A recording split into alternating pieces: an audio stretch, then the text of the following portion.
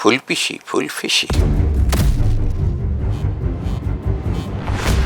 এই বাল্মীকি গড়াই চরিত্র ঠিক কোথায় আলাদা বা কতটা স্পেশাল বলে তোমার মনে হয়? এটা একটা পুলিশ ইন্সপেক্টরের চরিত্র। প্রত্যেকটা চরিত্র তার নিজের বৈশিষ্ট্য নিয়ে আসে, এখানেও এসছে। এখানে প্রত্যেকটা চরিত্রই গ্রে। দক্ষিণ ভারতের অন্যতম আলোচিত ছবিতে তুমি কাজ করছো। ভারতের প্রথম ডিজিটাল ফিল্ম হচ্ছে নীল নির্জন, এবং আমি সেটার অভিনেতা ছিলাম। অন্য কোনো একটা বিষয় নিয়েও যদি পাশে খুব হুল্লোড় হতে থাকে না, একটা অভিনেতার অনেক সময় মনে হয় কি এটা ঝিকে মেরে বউকে শেখানো হচ্ছে। আচ্ছা তাহলে কি ওই ও আগেই বুঝেছিলাম, ওভাবে ভুরু তুললো কেন, ওই তখন তো এটা দেখে মনে হয়েছিল। নমস্কার। আহ, আজ যার সাক্ষাৎকার নিতে আমরা এসেছি তার নামটুকুই যথেষ্ট। মানে তাকে আমরা বিভিন্নভাবে এবং এত বছর ধরে দেখছি যে তার বিষয়ে কোনো কিছু বলাটাই বাহুল্য, মানে বাতুলতা লাগবে। তাই নামটাই তার শুধু বলছি, রজতাভ দত্ত। আমাদের কাছে রনিদা। রনিদা, আচ্ছা রনিদা, সাক্ষাৎকার শুরু করার আগে একটা বিষয় পরিষ্কার করে নেওয়া ভালো। আমি যতবারই সাক্ষাৎকার নিতে আসি রজতাভ দত্তর, আমি একটু দ্বিধায় ভুগি যে আমি অন ক্যামেরা আপনি বলবো না তুমি বলবো। না না, যা বলে ডাকিস তাই বলে হ্যাঁ, তাহলে রনিদা রনিদা বলি একদমই, ডাকি, বেশ। তাহলে তাহলে সেই আচ্ছা রনিদা, প্রথমেই একটা জিনিস পরিষ্কার করে নেওয়া ভালো যে আমার এই ওই সাক্ষাৎকার প্রশ্ন আমি বিশ্বাসী নয়, আমি বরং বলবো আমার জিজ্ঞাস্য। আমার এইগুলো মনে হয়েছে, জিজ্ঞেস করব। তোমার যদি মনে হয় যে এইভাবে জবাবটা দিলে ভালো হয় বা এইগুলো আমাকে তুমি বাঁচাবে, তাহলেই তুমি বলো।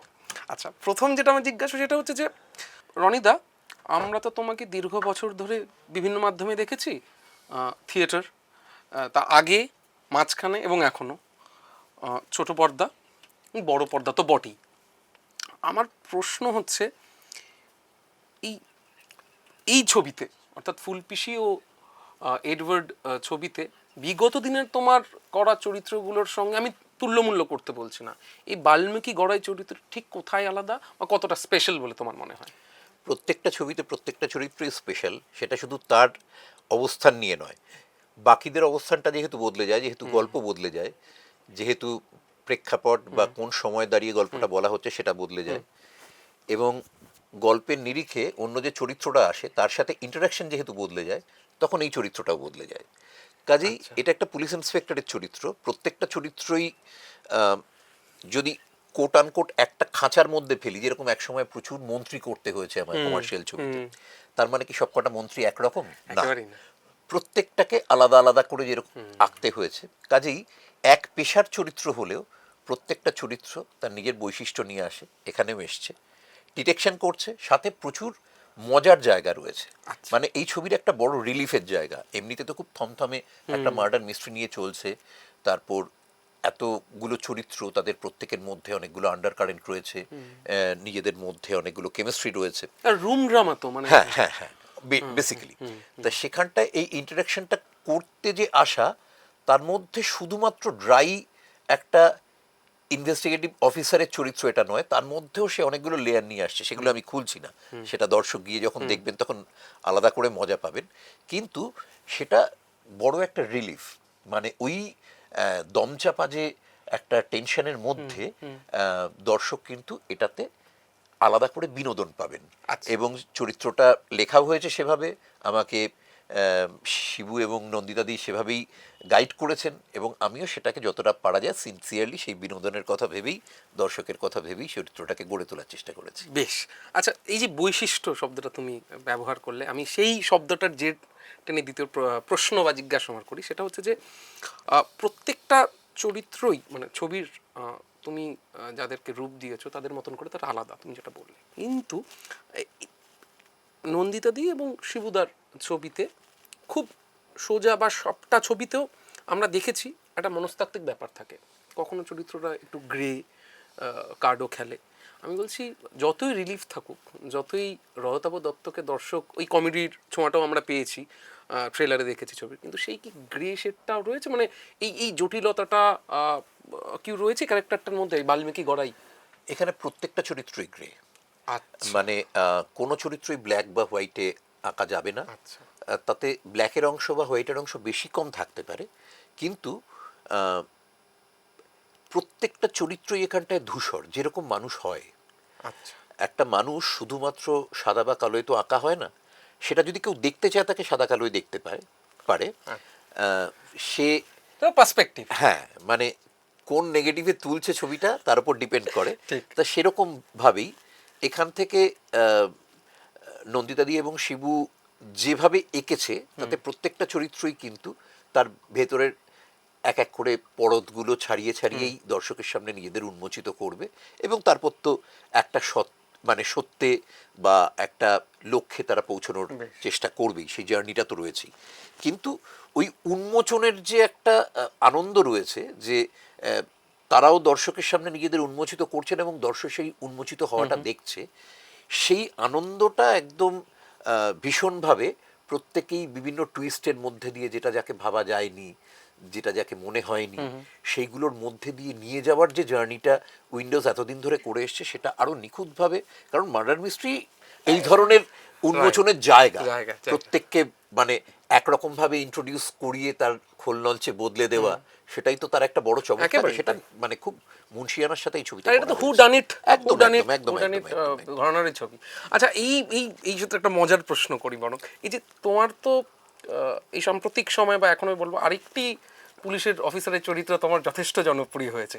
আমি বলছি সেই চরিত্রটি, নলিনী চরিত্র, যদি এই ওই যে তুমি একটু আগে যেটা বললে যে একই ধরুন মন্ত্রে তুমি বিভিন্ন, হ্যাঁ, ওটাতেও মজা এবং বিনোদন রয়েছে, কিন্তু দুটো একদম আলাদা কমপ্লিটলি না। আমার প্রশ্ন হচ্ছে, যদি তার সঙ্গে বা এর সঙ্গে দেখা হয়ে যায়, একই তো ইউনিভার্স, তোমার মনে হয় কি কাকে টক্কর দিতে পারবে, নলিনী বা আমাদের বাল্মীকির? ওটা অনেক সিরিয়াস, ওটা অনেক সিরিয়াস, এবং ওটা সফল। মানে ওখানটায় ইনভেস্টিগেশনের কেন্দ্রে কিন্তু ওই চরিত্রটাই দাঁড়িয়ে রয়েছে, যেই চরিত্রটার কথা তুই বলছিস, নলিনী। কিন্তু এখানটায় এ কিন্তু আরেকজনের উন্মোচনে বা দর্শকের মিরর হিসেবে কাজ করছে। দর্শকের তো দেখতে দেখতে একটা তাদের মধ্যে ডিটেকটিভ মানে একটা ওই গোয়েন্দার ইয়ে চলতে থাকে। আচ্ছা, তাহলে কি ওই, ও আগেই বুঝেছিলাম, ওভাবে ভুরু তুললো কেন, ওই তখন তো এটা দেখে মনে হয়েছিল। তো দর্শকের সেই জায়গাটাকে এ আরো মিররিং করে এক্সপোজ করছে। কিন্তু কেন্দ্রে সত্যি সত্যি ইনভেস্টিগেশনের এ রয়েছে নাকি অন্য কেউ রয়েছে, সেটা তো ছবিটা গিয়ে দেখতে হবে। আচ্ছা, মানে ওই বাল্মীকির বিহাইন্ড দ্য ব্যাক থেকে দর্শক দেখছে এই ছবিটাকে। আচ্ছা, একটু এইবার ছবিটা যারা তৈরি করেছেন তাদের প্রসঙ্গে আসি। শিবপ্রসাদ অর্থাৎ আমাদের শিবুদার সঙ্গে তো তোমার বহু বছরের সম্পর্ক। 36 বছর। হ্যাঁ, 36 বছর, প্রায় 4 দশক হতে চললো।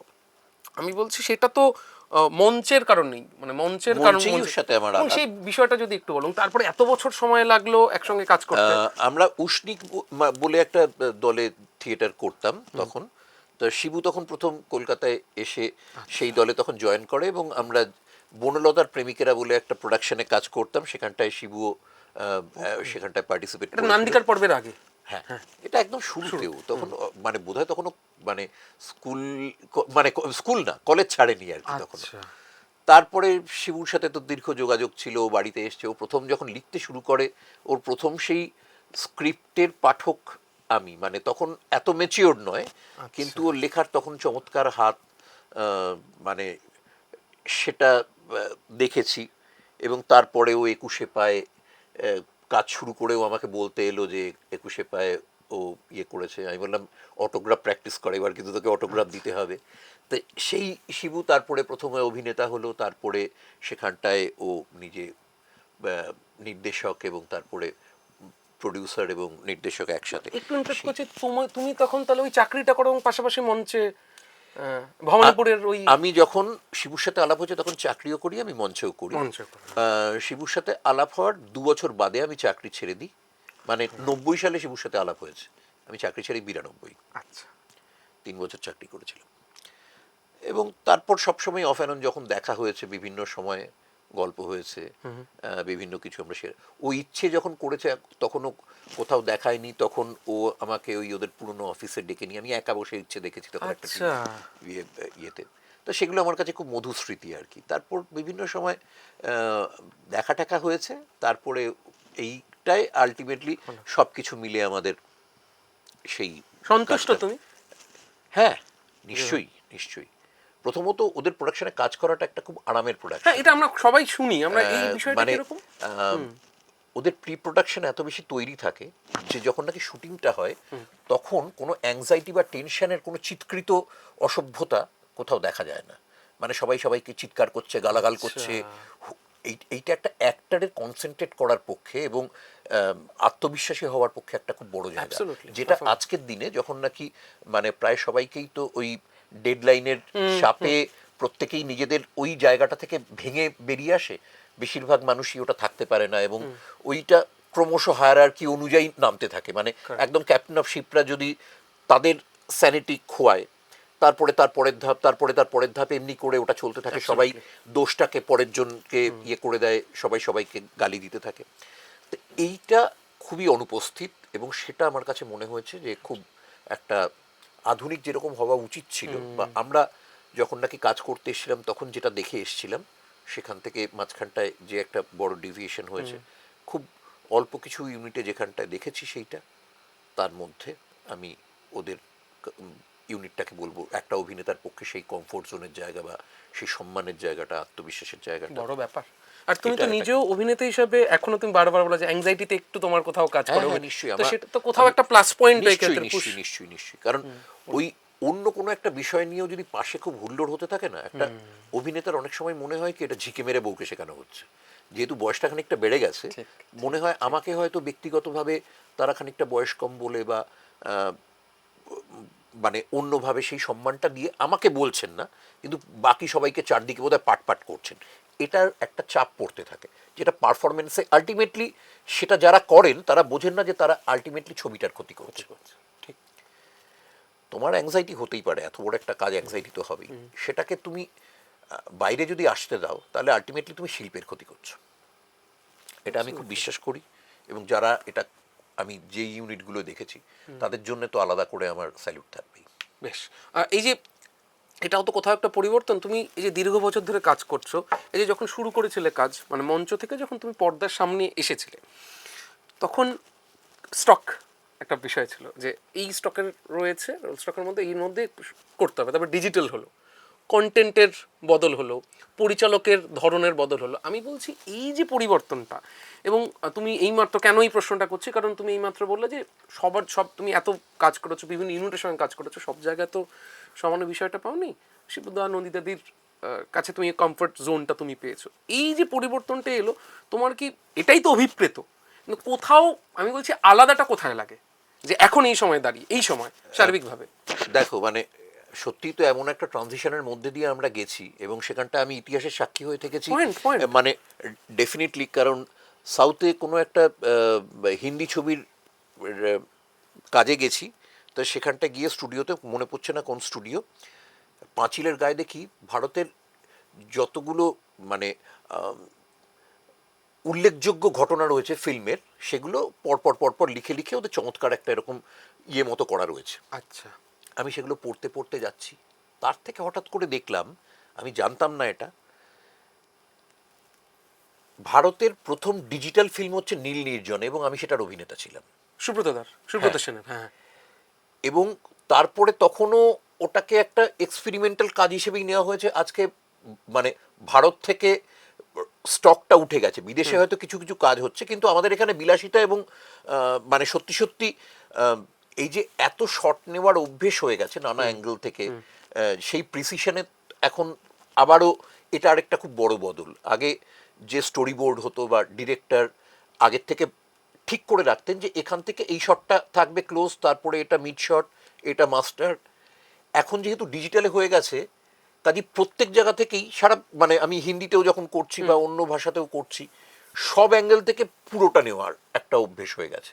সেটা তো অ্যাক্টরদের জন্য খারাপ, মানে একটাদের emotions। পক্ষে সেটা খুব চাপ পড়ে, কারণ সে আনশিওর তার কোন শটটা থাকবে। Exactly. এবার যদি 12খানা সে টেক দেয় কোনো একটা সিনের, 12টা টেকে তো একরকম তার উৎকর্ষ হতে পারে না। কোনো একটা জায়গা ভালো হচ্ছে, কোনো একটা খারাপ জায়গা হচ্ছে। যেই ডায়লগটা তার মনে হচ্ছে এই জায়গার টাইমিং, ইমোশন সবকিছু একদম ঠিকঠাক ছিল, সে জানে না ওটাই থাকবে কিনা। আগে কিন্তু আমরা এটা বুঝতে পারতাম যে এই মানে টাইট ধর, আমি কথা বলছি, এটা যদি এরকম দুটো ক্যামেরায় নেওয়া হয়, আমি জানি যে এইটুকু এখান থেকেই থাকবে, তারপরে ওটা মাস্টারে যাবে। তা এখন এইটা একটা দর্শকের একটা মানে অভিনেতাদের একটা খচখচানি চলতে থাকে। তো সেইগুলো সব শুরু হয়েছে যেখান থেকে নীল নির্জনে, সেটার আমি একটা মানে পার্ট ছিলাম, তা সেটা খুবই আনন্দের। তা তার মধ্যে এই তো এতগুলো ধাপ বদলে বদলে ছবির ধরন চেঞ্জ হয়েছে, ডিরেক্টরের ধরন চেঞ্জ হয়েছে, পর্যায়ে বদলাতে বদলাতে গেছে, এবং প্রত্যেক 15-20 বছর অন্তর অন্তর প্রায় ইন্ডাস্ট্রির ধরনটাই বদলে যায়, মানে গল্প বলা বদলে যায়। পুরনো ডিরেক্টররা মানে যারা একটা সময় চুটিয়ে কাজ করছিলেন তারা দেখা যায় আস্তে আস্তে অফ হয়ে যাচ্ছেন, টেকনিশিয়ানরা অফ হয়ে যাচ্ছে। তো সেই রকম 2-3টে পর্যায় পেরিয়ে, মানে আমি 2টো পেরিয়ে 3 নম্বরটায় যাচ্ছি, মানে এটা আমার কাছে মনে হয় খুবই বড় সৌভাগ্য যে দর্শক আমায় 3টে এরা অ্যাকসেপ্ট করছেন দারুণভাবে। মানে সেটা আমার কাছে খুব বড় একটা প্রাপ্তি, খুবই বড় একটা আশীর্বাদ। কিন্তু মজার কথা এই যে ডিজিটালের যে সর্বনাশের কথাটা তুমি বললে কোট আনকোট, যে হ্যাঁ, সর্বনাশ মানে কি, মানে ভালো দিকও আছে তার। হ্যাঁ হ্যাঁ, অফকোর্স না, আমি যে সেই সর্বনাশ বা সমস্যার ভ্রূণও কিন্তু তুমি। না, আমি নই অফকোর্স, কিন্তু আমি সাক্ষী বলতে পারি। সাক্ষী, হ্যাঁ, আমি খুব কাছ থেকে সেটা দেখেছি, মানে সেই সাক্ষীটা আমি থাকতে পেরেছি। অরিন্দা, যখন এই দক্ষিণের কথাটা বললে, দক্ষিণ ভারতের প্রসঙ্গ যখন উঠলো, এই ফাঁকে চট করে জিজ্ঞেস করিনি, এই মুহূর্তে তো দক্ষিণ ভারতের অন্যতম আলোচিত ছবিতে তুমি কাজ করছো, পেড্ডিতে তুমি কাজ করছো, এবং যে ঝলক আমরা দর্শকরা দেখতে পেয়েছি তাতেও আমরা অত্যন্ত উত্তেজিত। পেড্ডি তো আমরা যতটুকু জানি স্পোর্টস ড্রামা, কিন্তু গ্রামের প্রেক্ষাপটে এবং অ্যাকশন ধর্মীয় বটে। তার পাশাপাশি যেটা আমার জানার, যে সাউথ ইন্ডিয়ার ছবিতে তো গুরুত্বপূর্ণ চরিত্র, আমি হিরোর কথা বলছি না, গুরুত্বপূর্ণ চরিত্র বা ভিলেন, এই ধরনের চরিত্রের জন্য তো একটা লার্জ অ্যান্ড দ্য লাইফ বিষয় থাকে, এবং অন্য ধরনের তাদের পরিবেশনটা একটু অন্য ধরনের। তো সেইটা নিয়ে যদি একটু বলো তুমি তো ওখানে, তার মধ্যে তেলুগু মুভি, এবং ছবিটার গল্প বা কিছু নিয়ে আমি কিছুই বলতে না পারবো না। প্রয়োজন নেই, তোমাকে নিয়ে যদি একটু বলো। অন্য ধরনের অধব দত্তকে দেখতে পাবে কি দর্শক? অন্য ধরন বলতে কি বলা হয় আমি জানি না, মানে আচ্ছা। আমি এত দিন ধরে যা কাজ করছি তার প্রত্যেকটাই একটা আরেকটার থেকে আলাদা, আবার কোথাও তো একটা মিল থাকবেই, মানে এটা আমাকে সলিল বন্দ্যোপাধ্যায় থিয়েটারের আমাদের এক শিক্ষক বলেছিলেন যে তুমি আমাকে একটা পেইন্টিং দেখিয়ে দাও, আমি বলে দেবো সেটা রবীন্দ্রনাথের আঁকা নাকি অবনীন্দ্রনাথের আঁকা। তুমি আমাকে একটা লেখা যদি একটা পিস পড়াও, আমি বলে দেবো সেটা বঙ্কিমচন্দ্র না শরৎচন্দ্র না রবীন্দ্রনাথ। এটা অভিনয় দেখে আমার তোমার মনে হবে যে প্রত্যেকবার প্রত্যেকটা লোক একদম আলাদা? ডেফিনেটলি তোমার সিগনেচার বোঝা যাবে, ডেফিনেটলি কোথাও না কোথাও তুমি যতই ইয়ে করো কোথাও না কোথাও তো থাকবেই। কাজেই নিশ্চয়ই আমার নিজের সত্তা বা জনি ডেপের কথা অনুযায়ী প্রত্যেক অভিনেতা তার প্রত্যেক চরিত্রের মধ্যে নিজের খানিকটা অংশ যদি না দেন তাহলে সেই চরিত্র প্রাণ পায় না। তা কাজেই কোথাও সেটা আলাদাও যেরকম হয়েছে, কোথাও আমার সিগনেচার কিছু না কিছু রয়ে গেছে। তা সেরকমভাবেই এটা আলাদা কিনা সেটা আমি বলতে পারবো না, সেটা দর্শক বলবে, এবং সেটা আলাদা লাগছে কিনা সেটা আরও অনেক কিছুর উপর ডিপেন্ড করা হয়। কোনখান থেকে কোন অ্যাঙ্গেল থেকে আমায় ধরা হলো, কোনখান থেকে আলো ফেলা হলো, উল্টো দিকে দাঁড়িয়ে আমার অন্য অভিনেতারা কি করছে, কোন প্রেক্ষাপটে আমাকে কতটা দেখানো হচ্ছে। আমি এই চরিত্রের ক্ষেত্রে এটা বলতে পারি, আমার স্ক্রিন লেন্থ বিরাট কিছু যে তা নয়, কিন্তু সেই চরিত্রটাকে তারা একটা রাউন্ড আপ করেছেন, খুব ইম্পর্টেন্ট একটা জায়গায় তারা আমার চরিত্রটাকে এনেছেন, এবং আমার করে আমার একটা ছোট্ট অংশ ছিল সেটা হয়তো দেখানো হয়নি, কিন্তু সেটা নিয়ে আমার কোনো ক্ষোভ নেই। তার কারণ এত বড় মাপের একটা কাজ আমি এত বড় বাজেটের ছবিতে কাজ করিনি আগে, প্রায় বোধহয় 300 কোটি টোটি ক্রস করে, মানে আমার মনে হচ্ছে আমার এক এক দিনের যে তারা খরচা করছে তা দিয়ে আমার 2 থেকে 3খানা, আমার দুঃখিনী বাংলার 2 থেকে 3খানা ছবি হয়ে যায়। তা এতটা খরচা যারা করছেন তারা যেরকম ওই লার্জার দ্যান লাইফ ব্যাপার স্যাপারগুলো রয়েছে, পাশাপাশি তারা অত্যন্ত সম্মান দিচ্ছেন, সেটা একটা খুব বড় প্রাপ্তি। মানে অভিনেতাদের একদম প্যাম্পার যে কিভাবে করতে হয় এবং কি তুসু তুসু তারা করতে পারেন, তুলোয় মুড়ে একদম, মানে শুধু তুলোয় মুড়ে, মানে আমি মেটেরিয়ালিস্টিক দিক থেকে বলছি না, সামান্য কিছু একটু করতে পারলে তার অ্যাপ্রিসিয়েশন, বাকিরা যেরকম ব্যবহার করছেন, রামচরণ নিজে মানে যেতে গিয়ে দেখতে পেয়েছেন, এসে হাত ধরে বলছেন যে তার মানে অভিনয় ভাল লেগেছে, এগুলো এত বড় প্রাপ্তি। আন্তরিকভাবে মানে কি, তিনি তো আমায় ওই মুহূর্তে দেখলেন, মানে সেটা তার আগের দিনের কাজের অ্যাপ্রিসিয়েশন করছেন, সেগুলো খুবই বড় প্রাপ্তি আর কি, খুবই বড় করে পাওয়া, বাকি সবাইও এসে আলাদা করে বলে যাওয়া ইত্যাদি ইত্যাদি। তো সেইগুলো খুব মুগ্ধ করে, খুব কৃতজ্ঞও করে।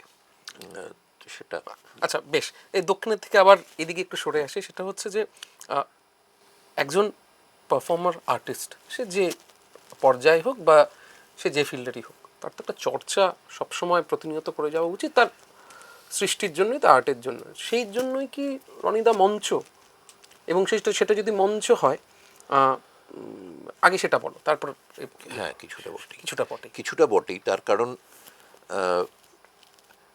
আমি অভিনয় করলে তার যে ইকোনমিটা তার সাথে জড়িয়ে থাকে, মঞ্চে তার তো 10 ভাগের 1 ভাগও নয়। এবার সেখানটায় সেই পারফরমেন্স ছাড়াও তার আগের একটা 10-12 দিনের রিহার্সেল রয়েছে, তার জন্য আলাদা করে প্রস্তুতি রয়েছে। এই পুরোটা যখন আমি করছি, একটা অসম্ভব ভালো লাগার জায়গা আছে, আরেকটা হচ্ছে খুব স্বার্থপরের মতো। এখন যদিও হয়েছে, আগে তো সিনিয়রদের জন্য আলাদা করে অ্যাক্টিং ক্লাস, কোচ এগুলো ছিল না, এখন তৈরি হয়েছে। এখন যেরকম বেনি করছে, সুদীপ্তা করছে, সোহিনী করছে, এরা সিনিয়রদের নিয়ে কাজ করে, কিন্তু তখন এগুলো ছিল না। থিয়েটারটাই কিন্তু তখন আমাদের ওই টপ আপের জায়গাটা থাকতো যখন, কারণ আমরা যখন ফিল্মে কাজ করি, আমাদের এখানটায় তো আমি ড্যানিয়েল ডে লুইসের মতো 4 বছর ডিটক্স করব একটা চরিত্রকে, আবার 4 বছর ধরে চরিত্রটাকে ঢোকাবো, 4 বছর বাদে আরেকটা চরিত্র করব, এরকম ভাবে তো সম্ভব নয়। অলমোস্ট আমি মানে যখন এরকমও হয়েছে যে দিনে হয়তো 2 শিফটে কাজ করতে হয়েছে, আমি একটা কাজ করছি, তার সাথে আরেকটা কাজ একদম উত্তর মেরু দক্ষিণ মেরু, আমি গাড়িতে যেতে যেতে সেটা স্ক্রিপ্ট পড়ে নিয়ে গিয়ে আবার করছি। শুধু আমাকে নয়, সবাইকেই করতে হয়েছে একটা সময় এরকম।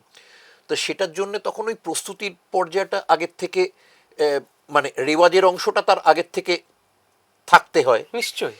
এবার সেটার মাঝে মাঝে দীর্ঘদিন হলে পরে যখন নিজেরই একটা খটকা লাগতে থাকে বা একটা আশঙ্কা হতে থাকে যে দর্শকের হয়তো এবার আমি মনে করছি কাজগুলো আলাদা আলাদা হচ্ছে, দর্শকের হয়তো দেখে মনে হচ্ছে যে কাজ একই রকম বা হওয়ার একটা সম্ভাবনা দাঁড়াচ্ছে, কারণ একটা সময় তো খালি হব আমি, মাসেল একটা মেমোরি সময় কাজ তো করবে না। হ্যাঁ, মাসল মেমোরি খালি নয়, একটা সময় তো আমার ভেতরে নতুন কিছু, আমি আবার আমার 5 নম্বর কুমিরছানাটাই বার করে দেখাবো হয়তো, এবং দর্শক সেটা ধরে ফেলবেন। কাজেই তখন মানে কোথাও আমার থিয়েটারটা আমাকে সেই জায়গাটায় হেল্প করে। যেখানটায় আমি প্রস্তুতিটা নিতে পারি। বেশ, থিয়েটার নিয়ে আরেকটা জাস্ট আমার প্রশ্ন, সেটা হচ্ছে রনিদা, যে যখন থিয়েটার নিয়ে প্রসঙ্গটা উঠলোই, এখন দেবেশ চট্টোপাধ্যায় পরিচালনায় প্রথম পার্থে তোমাকে দেখা যাচ্ছে মঞ্চে শ্রীকৃষ্ণের ভূমিকায়।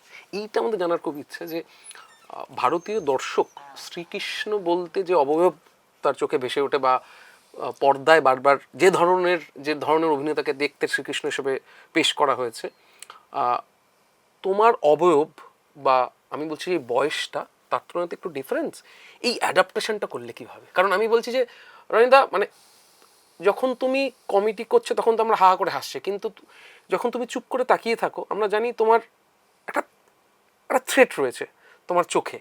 আমি বলছি সেইটা নিয়েই, মানে যখন আমরা আশ্চর্য প্রদীপেও দেখেছি কি অদ্ভুতভাবে সেটার সঙ্গে তুমি মিলিয়ে ওরকম একটা চরিত্র তৈরি করেছো, কিন্তু শ্রীকৃষ্ণের বিষয়টা তো সম্পূর্ণ আলাদা। এই অ্যাডাপ্টেশনটা আমার জানতে চাই। প্রথম পার্থ তো এক্স্যাক্ট মহাভারত নয়, প্রথম পার্থে কুন্তি যে কর্ণের সাথে দেখা করতে আসেন ওটা হচ্ছে মহাভারতের অংশ।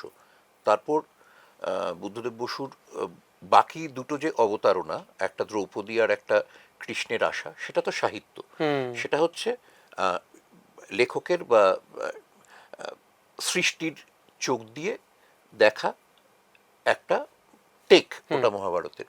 কাজী সেখানটা কৃষ্ণ কিন্তু ডিপ্লোম্যাট, কৃষ্ণ ডিপ্লোম্যাট, যেখানটায় তিনি কর্ণকে তার যুদ্ধ থেকে বিরত হতে বলতে এসছেন, সেখানটা চেহারাটা ম্যাটার করছে না। 2 নম্বর হচ্ছে যে বয়সে তখন দাঁড়িয়ে রয়েছে প্রত্যেকটা চরিত্র, তুমি যদি মানে